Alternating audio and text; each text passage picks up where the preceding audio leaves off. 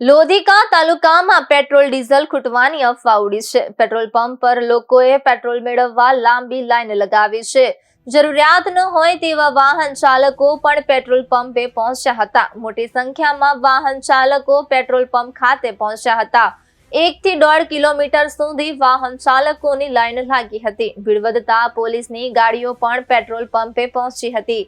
પરિસ્થિતિ પર કાબુ મેળવવા પોલીસ તંત્ર પ્રયાસ કરી રહ્યું છે। અનેક પેટ્રોલ પંપો પર વાહન ચાલકોની લાંબી કતારો જોવા મળી હતી। પેટ્રોલ પંપ પર લોકો હેરાન થતા જોવા મળ્યા છે। પેટ્રોલ પંપ પર પેટ્રોલ મેળવવા ધક્કા મૂકી અને મારામારી જેવી પરિસ્થિતિ સર્જાઈ છે। લોકોની લાઈનો લાગતા મેટોડા, જીઆઈડીસી અને રાજકોટ શહેરમાં ભારે ટ્રાફિક જામ સર્જાયો છે।